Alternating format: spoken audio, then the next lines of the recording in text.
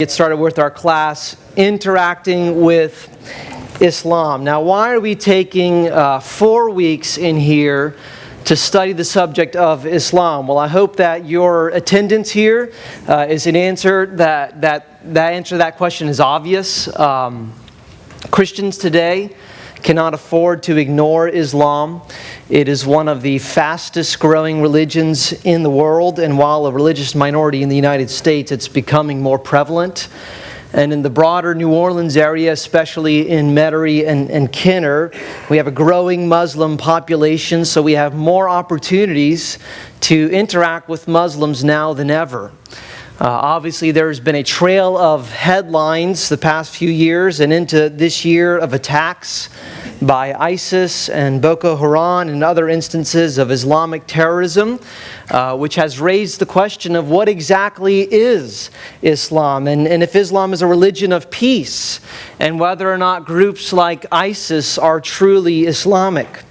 And the Syrian refugee crisis has and will continue to bring Muslims from the Middle East to our doorsteps. And so this raises complicated policy issues as we seek to address, as a nation, some real humanitarian as well as security concerns. In the midst of this, we've had a presidential candidate who suggested banning all Muslims from the United States. So how should we think about something like that? Should we see Islam as a threat? And however we answer that question, should we see the Muslims that we interact with as a threat to us personally? High school students are studying Islam and the life of Muhammad in the classroom, which has been interesting, but often the presentation they're given is very helpful in some respects and very unhelpful in others. On the evangelistic front, Christians are often unprepared to engage with the questions that Muslims have. I've got a book here I'm going to be recommending called Seeking Allah, Finding Jesus, A Devout Muslim Encounters Christianity by Nabil Qureshi. But one of the things that he describes in this book is how, even growing up in high school, one of the favorite things he used to play is Stump the Christian. And so he would ask questions like, just show me one place in the Gospels where Jesus says, I am God, worship me. And, he said that a believer would typically suggest something like where Jesus says, I and the Father are one. And so then he would direct them toward John 17, where Jesus prays that we would be one just as He and the Father are one. And so you said, see, when Jesus uses that phrase, He's not claiming to be God in any more sense than you and I are. And often the believer at that point would be unprepared to further the conversation from there. So we want to talk through some of these things. And in this class, I want to help us interact with Islam on a number of levels. What do Muslims believe? And how can we respond? Do Muslims and Christians worship the same God? What is the history of Islam? And how should we think about issues of jihad and Islamic violence? So I want to help us have a nuanced answer to these questions. And so the goal for this morning is to help us understand what Islam is from a Muslim perspective. And probably many of us feel like this is very unfamiliar. We might have some words and phrases and mental images of what a Muslim's religion involves, but beyond that, we'd have little confidence in being able to talk about these things. So today, I'll just lay out the basics of Islam, and in the coming weeks, we'll do more by way of interacting with and responding to these things. So you guys ready to dive in? All right, let's talk about the meaning of Islam. And throughout this course, I'll try to pronounce words the way that I understand most Western Muslims would say them, and also give you a few Arabic words where I can. Don't feel like you need to memorize those things, but knowing a few of them might go a long way in interactions with Muslims.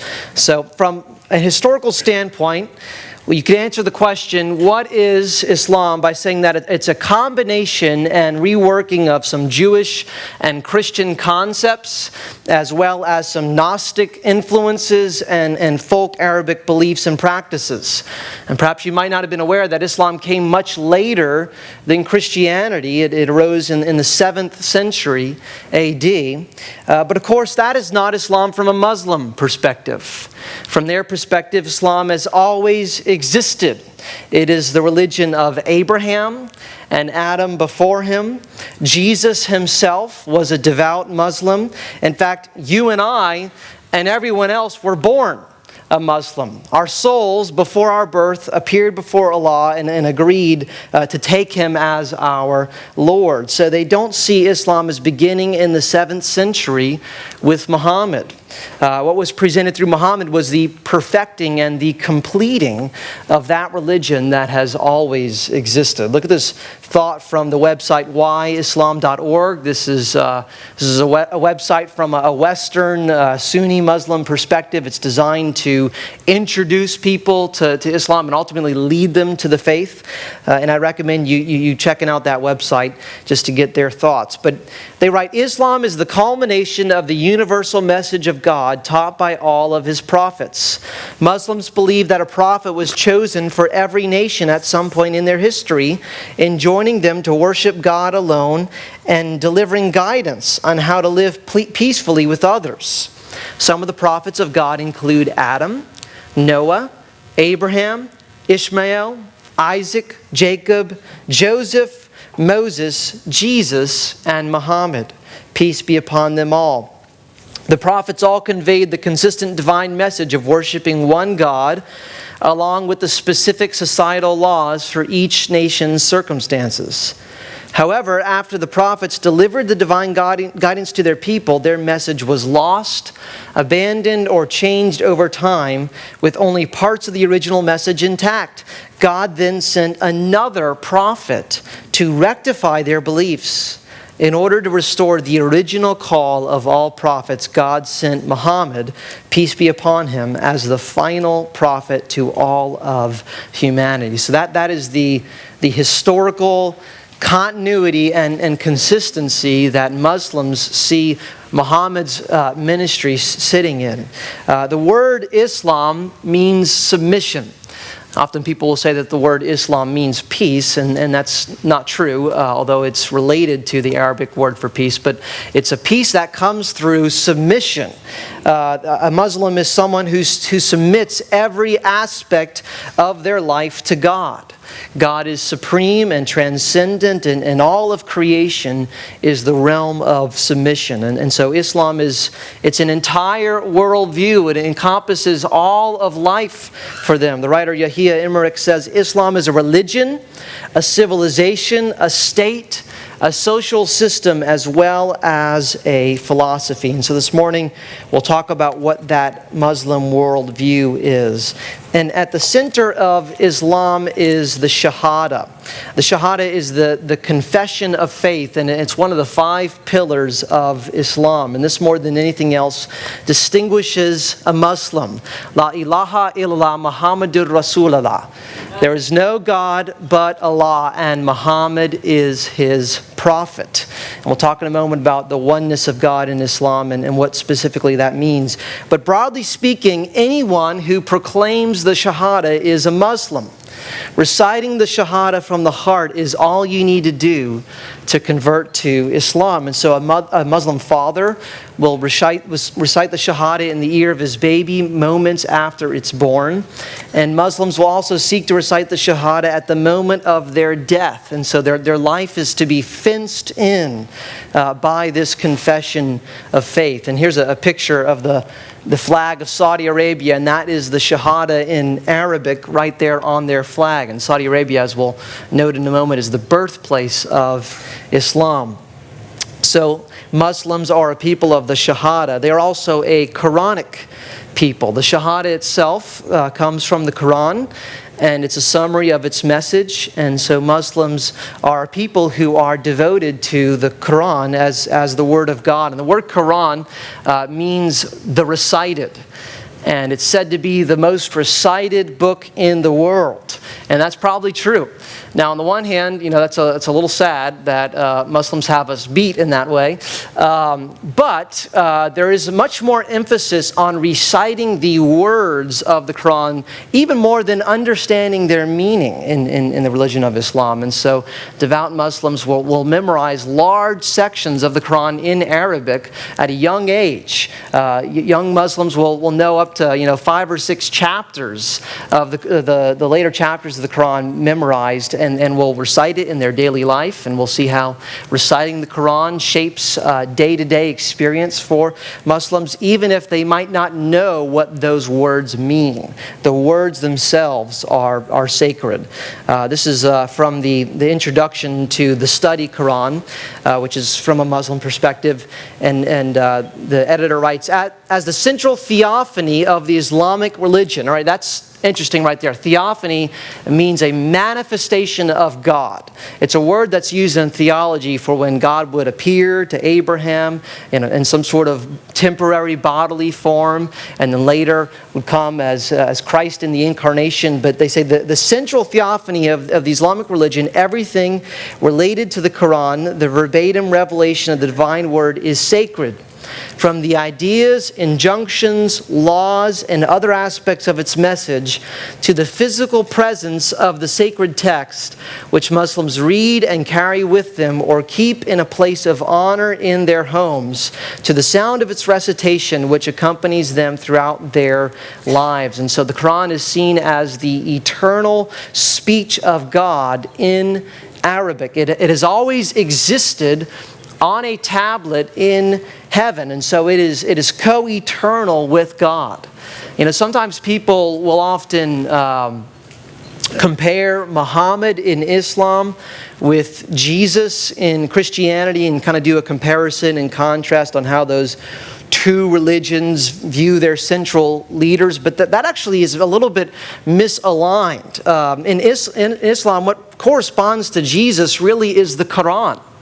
The Quran is the eternal word of God that was sent down to us, right? I just said it's the central theophany of the Islamic religion. It is the manifestation of God among us. And it was revealed to Muhammad by the angel Jibril, or Gabriel.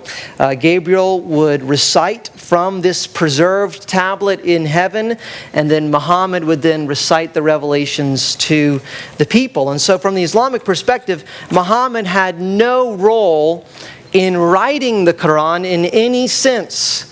While the Christian view of inspiration includes the psychology of the human author, Luke tells us at the beginning of his gospel in chapter 1 that what he did was he sat down and he interviewed eyewitnesses, and he collected together stories and sayings of Christ from those who were there, and he wrote it down in an orderly account. But Luke is doing the writing. He's doing it under the inspiration of God, and God is ensuring that the end product is exactly as he intends, but it uses the thinking, the planning, the personality of the human author along the way. That is not the understanding of inspiration from a Muslim perspective. Muhammad was completely passive in receiving the Quran. In fact, part of the Islamic apologetic is that Muhammad could never have written what's in the Quran. It's so elegant, it's so beautiful, and in fact the Quran in several places presents this challenge. Write a book like this. Write a paragraph like this. See if you can do it. There's no way that any human being could ever produce something like this. It was revealed progressively to Muhammad throughout his ministry. He would receive a revelation of the Quran and then recite it to the people at different points up until his death. And there were other leaders surrounding Muhammad who would memorize the recitations of the Quran, and eventually it was written down.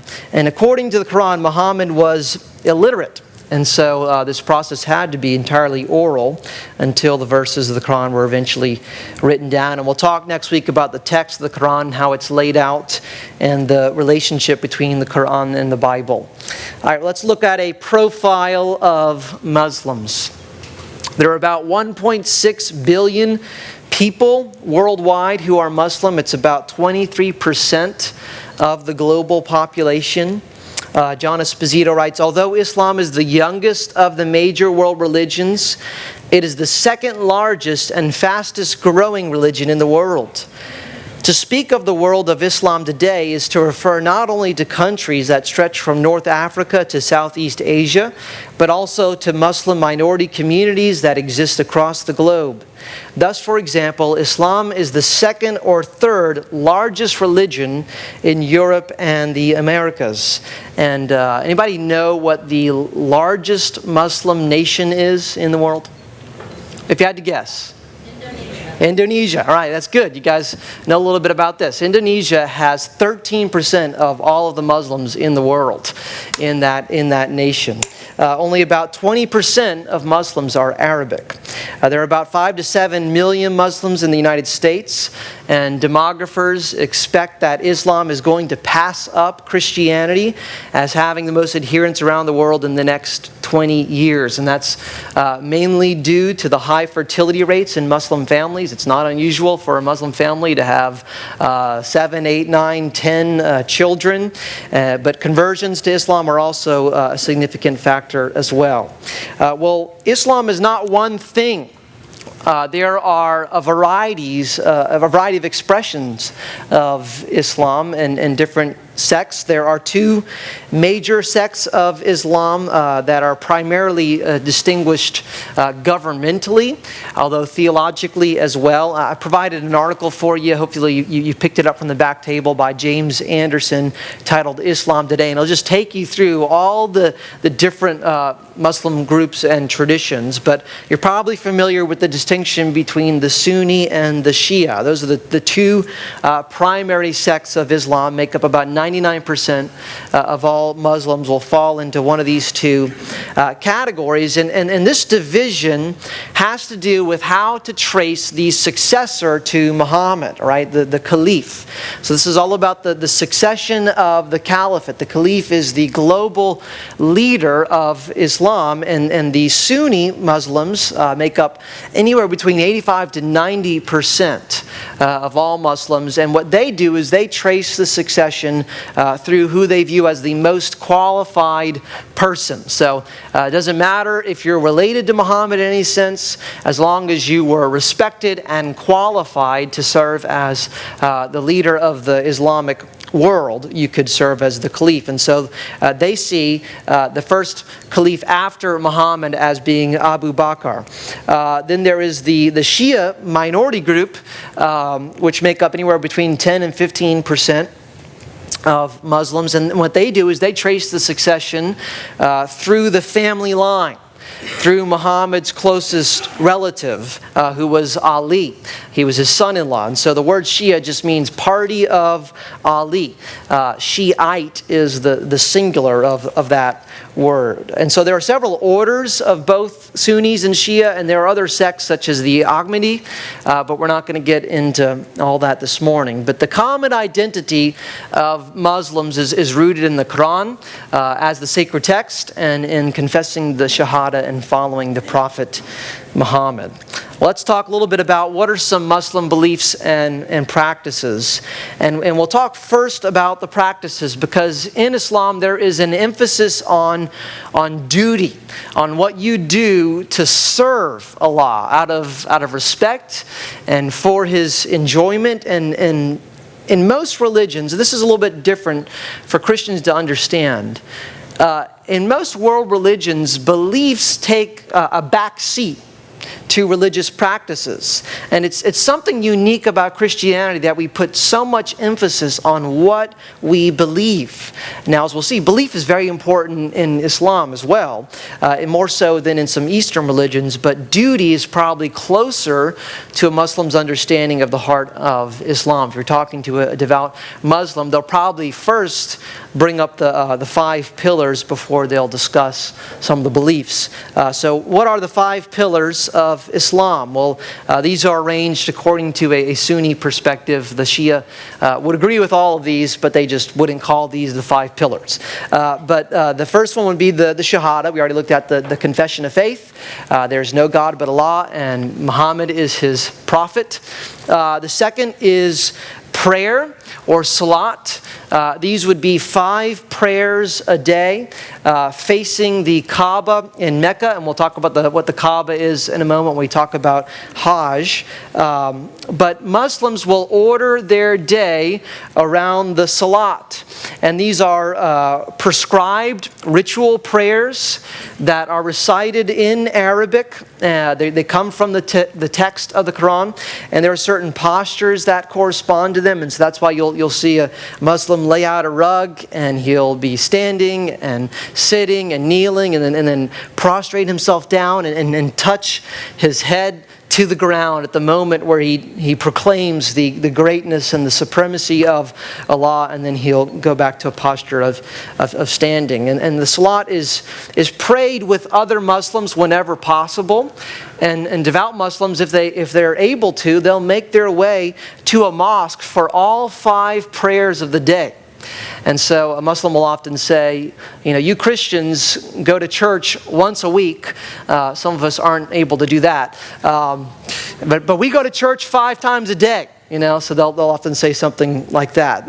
The gathering day for Muslims is Friday. And so at least Friday afternoon, Muslims will gather for Jummah, which is the Friday prayer at a mosque, and maybe a sermon will be given by one of the leaders of the mosque. It's called an imam. And so they'll gather together on Fridays. That's the Muslim Sabbath, so to speak. They'll also pray other prayers that aren't prescribed, called dua, and that could be other memorized prayers that maybe their parents have taught them, or just free prayers, just praying like we would pray to God extemporaneously. Third pillar is giving, or zakat, and Muslims will give at least 2.5% of their income to the needy. Many Muslims will give much more than that. Some will give 20-30% of their income to help people. This doesn't go to one particular location. This is just helping people in need. Nabil Qureshi mentioned how when his sister was getting married, his mother paid for a wedding in Pakistan for a poor family in Pakistan. So sometimes they'll do that. When there's a significant event in their life, they'll use that as an opportunity to give toward blessing somebody else in need. There's the pillar of fasting or psalm. Fasting from sun up to sundown during the month of Ramadan. Ramadan is the 9th month in the Islamic calendar.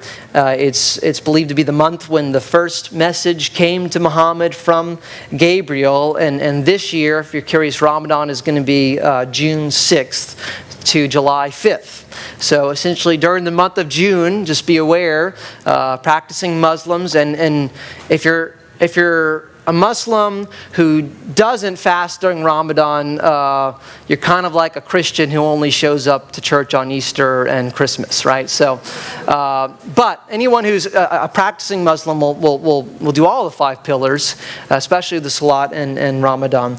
But just be aware of that if you have any Muslim coworkers. So they will not be eating any food or water. Nothing will pass through their lips from when the sun rises until the sun sets during this lunar month. So what they'll typically do is they'll gather together as a family before sunrise, and they'll load up on a big breakfast, and then after sunset they have a big feast called an iftar, and Muslim communities will go around, and different families will host the feast in their home and provide the food. And it's considered to be a real joyous celebration. So Ramadan isn't just a somber month. It's a time of gathering and celebration for Muslims. And ironically, they will. If it were Ramadan and I was Muslim, I wouldn't be able to do this right now, but I need to. Often Muslims will gain weight during Ramadan, just because of a lot of eating at irregular times. The final pillar is pilgrimage or Hajj, and they're called to make a pilgrimage to Mecca at least once in their lifetime, if at all possible. And what they'll do is they'll go to the Kaaba, So you're probably familiar with something that looks like this. So this is in Mecca, and it's called the Kaaba. It was believed to have been created by Adam and then recreated by Abraham and Ishmael.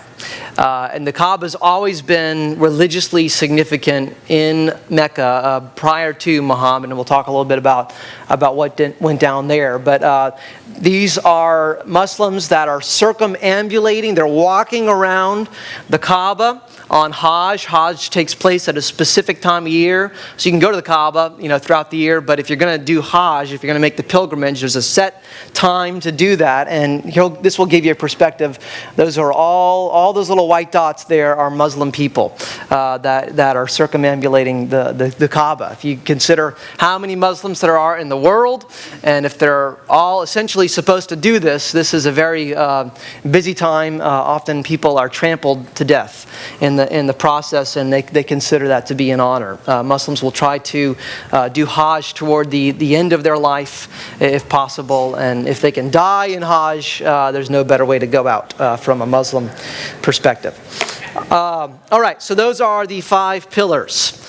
Let's talk about the 6 articles of faith. These are just the basic Muslim beliefs, and we'll spend more time next week about Muslim theology and in the Quran and how that compares and contrasts to what's in the Bible. So that's what we'll do on week 2. But there are 6 articles of faith. And the first is belief in God, specifically the oneness of God. It's called Tawhid. There's only one God, and it's only possible that there could be one God. And God is not only one in essence, so not only is there one being of God, but He's also one in person, if Allah can be described as personal. There's a little bit a problematic concept of thinking of Allah as personal. But this is Tawhid, and so to ascribe deity to anyone else, including and especially Jesus, is to associate someone else with God. This is called the sin of association. There's God in a class of His own, and to consider anyone else as divine is to commit the unforgivable sin of shirk. Shirk is the sin of association, to associate someone with God. Muhammad's parents were polytheists, as was everyone in Mecca, pretty much, up to the point of Muhammad. And so they died as mushrikeen, as those who had committed the sin of shirk. Muhammad, his uncle, had adopted him, and he died as a mushrik. And so Muhammad would pray for his uncle. He tried to get him to confess the Shahada throughout his life. And so it's said that Muhammad went to God to plead for mercy for his uncle who died in this condition of shirk. And so what Allah did was He allowed him to have the best place in hell, and the best place in hell is to be ankle deep in the fire, so that his brains are boiling. So that's what happened. But it gives you a sense of the seriousness of the sin of shirk, and typically. Muslims will view the doctrine of the Trinity as a form of polytheism, as committing shirk. They think it's just a contradictory cover for Christianity's belief in multiple gods. God is supreme and transcendent and essentially unknowable. And so there's really no personal access to Allah. Muslims come to know Him through the revelation brought by a messenger, Gabriel, through another messenger, Muhammad, from an eternal tablet. So that's the layers of access to the revelation of Allah, which is obviously starkly different from the view of Christianity, that God has revealed Himself principally in entering into creation and personally coming among us. From Islam, God is not a father in any sense. He does not beget, nor is He begotten. He is not the father of Jesus, and He's not the father of you and me. Sometimes Western Muslims will use the language of fatherhood for God, but that's really something something they've taken over from Christianity. It's not intrinsic to the religion. But God is seen as very forgiving and very merciful. And if you do any reading in the Quran, you might be surprised by how many times this is mentioned. It fills every chapter of the Quran. The first chapter, which is an introduction to the Quran, surah is just essentially a word for chapter. It means fence, I think. But verse 1 through 4, this is how the Quran starts. In the name of God, the Lord of mercy, the giver of mercy. Praise belongs to God, Lord of the worlds, the Lord of mercy, the giver of mercy, master of the day of judgment. And so that is how the text opens. And throughout the Quran it says that truly God is pardoning, forgiving, He's clement. But God's forgiveness is arbitrary. There's no sense that Allah's justice needs to be satisfied. So there's no atonement in Islam. There's no need for atonement in order for Allah to forgive. He just chooses to not hold that against you. There's the next article of faith is the belief in prophets and messengers of God, and they believe in a line of messengers.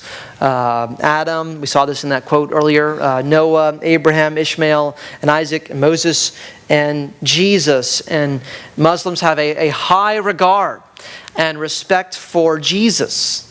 The Quran teaches that He was virgin born and that He was sinless. They recognize that Jesus was the Jewish Messiah.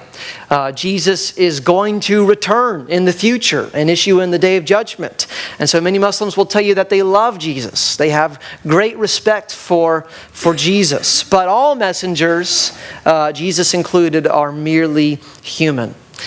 Which we've already seen why that's the case. Muhammad is seen as the seal of the prophets. He's the final prophet. He's the prophet who comes and clarifies and perfects what God intended to communicate to all of the previous messengers. And Muslims see Muhammad as the example for their lives.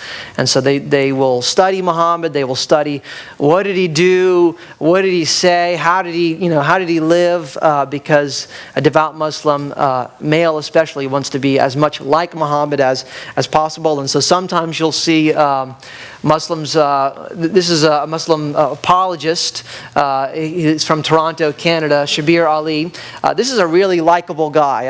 I really enjoy listening to him speak and watch him in debates. Very kind, very intelligent and well-spoken. But you see how he's got the beard and the shaved mustache. Well, why will Muslim men sometimes do that? Well, it's because they believe that's how Muhammad wore his beard, and so they want to dress like him. Sometimes you'll see the pants that kind of go like this. That's because Muhammad wore that kind of pants. So there's a whole Muhammad clothing line, I guess, to follow. The next article of faith. Before I move on, because of that, Muhammad is a very sensitive subject. And so if you interact with a Muslim, there are significant problems with the life of Muhammad that we'll discuss in this class. That is not where you want to begin, because Muhammad is highly respected and highly regarded. They believe in the revelations of God, and principally the Quran. So they have a doctrine of previous revelation, the law, and the Gospels, and the Psalms. That would be the Torah and the Injil, and the Zabur. And Surah 5:48 says, "We sent to you," talking to Muhammad, "the scripture with the truth, confirming the scriptures that came before it, and with final authority over them." All right, so they would say there was the Torah sent to Moses, and the Injil was sent to Jesus. And now this is, here's the debate. It doesn't seem that this is what Muhammad thought, but later Muslims would say those previous revelations have been corrupted. So we don't have them today. What's in our Bibles is not the Torah and the Injil. It's the leftover corrupted versions of those previous documents. That's what at least a well-thinking, a polemically oriented Muslim will say. perhaps other Muslims will just say, yeah, we believe in the Bible. But once they begin to encounter what the Bible actually says about Jesus especially, and the differences there, they explain those differences because, well, this is corrupted revelation. On the other hand, the Quran has been perfectly preserved. Nothing has changed about the Quran from when it was uttered from Muhammad's lips to when it was first written down to the Quran that we have today. That's how they see it being perfectly preserved. Again, whyislam.org says the Quran is unrivaled in its recording and preservation. The astonishing fact about this scripture is that it has remained completely unchanged over the past 14 centuries. A fact that is attested by both non-Muslim and Muslim scholars alike. There are no versions of the Quran, and every copy in the world remains identical, word for word, in its original language, Arabic. Which, by the way, from the Muslim perspective, the only language in which the Quran exists is in Arabic. In principle, it cannot be translated. Now, since the vast majority of Muslims around the world don't speak Arabic, they have access to the Quran only in terms of the Arabic they have memorized and through a translation.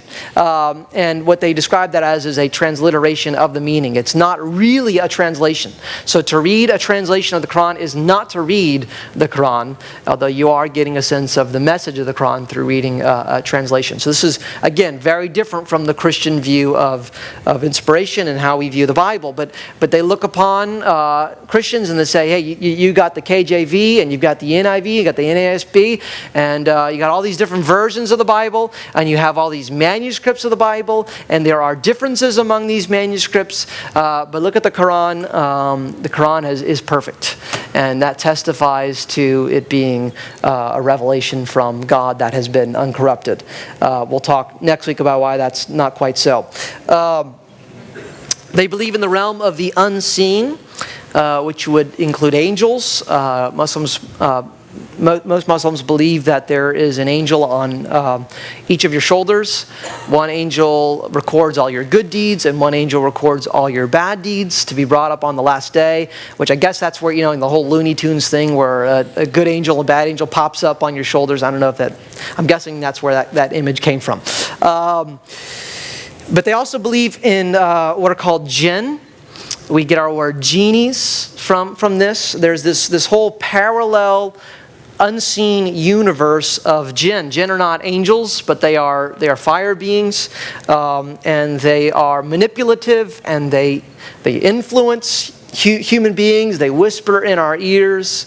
A lot of our understanding of demons would correspond to jinn. And actually Satan in the Quran, his name is Iblis, and he's jinn.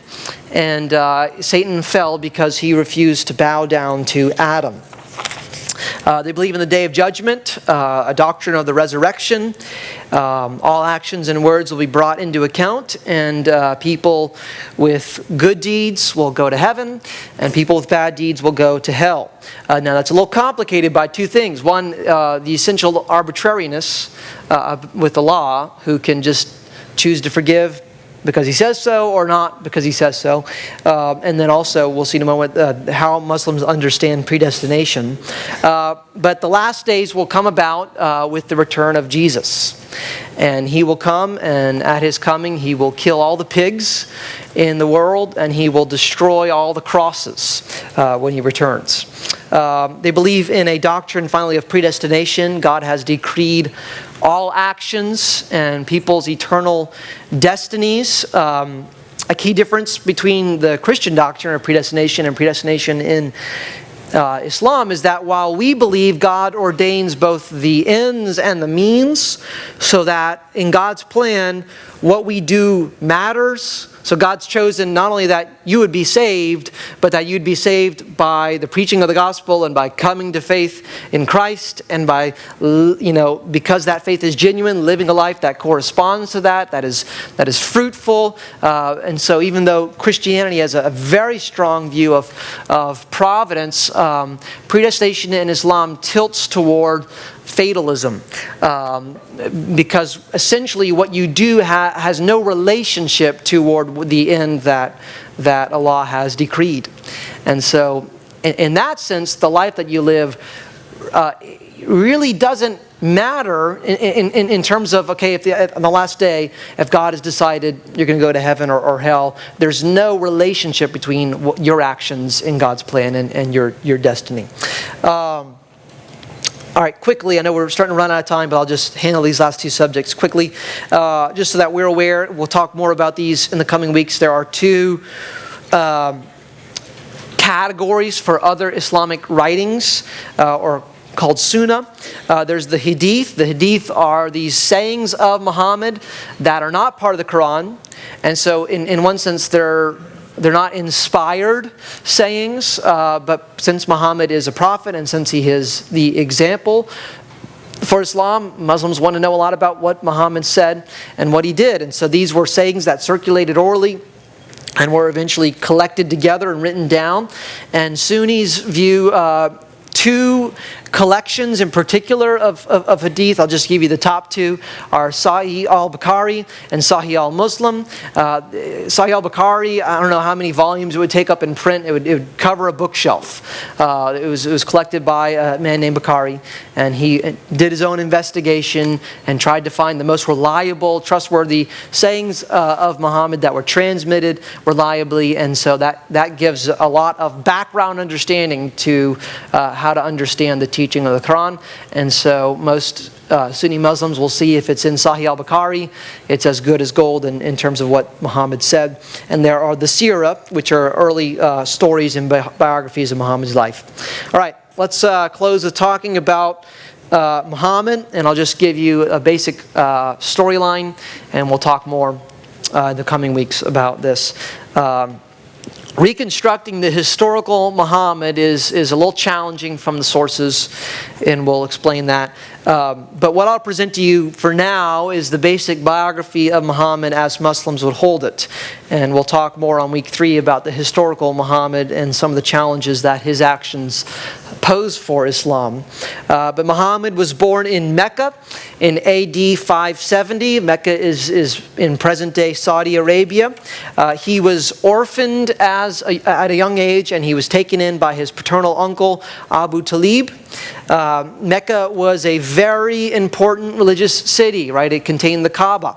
And as I said, the Kaaba was seen to have religious significance by the people in Mecca. And at the time, it housed hundreds of deities. It's said to have had 360 idols in the Kaaba. Each one had its own day dedicated where devotees of that idol would come and pay homage at the Kaaba. So this was an extremely polytheistic culture. But according to Muslims, Muhammad was always a monotheist, even before his call as a prophet. Historically speaking, I think it's probably likely that you would classify Muhammad as essentially a Christian heretic, like Arius in the 4th century, who did not believe that Jesus was God in the fullest sense. Muhammad seems to have some Christian influence in terms of his beliefs, but Muslims would see Muhammad as always being a monotheist. He was a caravan trader, which means he would have had encounters with Jews and Christians. He married a wealthy widow named Khadija when he was 25. Later on, he married other wives as well. The Quran limits the number of wives that a Muslim man can have to 4, but Muhammad was not as restricted. In 610, he was about 40 years old. He was praying in a cave on Mount Hira, where he'd often go to meditate. And after 40 days, he was met there by the angel Gabriel, who Muslims will often say Gabriel embraced Muhammad. If you read the early sources on this, he squeezed Muhammad, and Muhammad at first thought he was under attack by a jinn. and Gabriel was squeezing him and demanding that he would recite from a book. And Muhammad would reply that he could not recite because he didn't know how to read. And the angel told him, again, recite what you've been given. And so in this encounter, Muhammad receives what is the first revelation of the Quran. Surah 96, 1-4 says, "Read in the name of your Lord who created. He created man from a clinging form. Read, your Lord is the most bountiful one who taught by the pen, who taught man what he did not know." Now notice that is chapter 96 of the Quran. Chronologically, that is the first revelation given to Muhammad.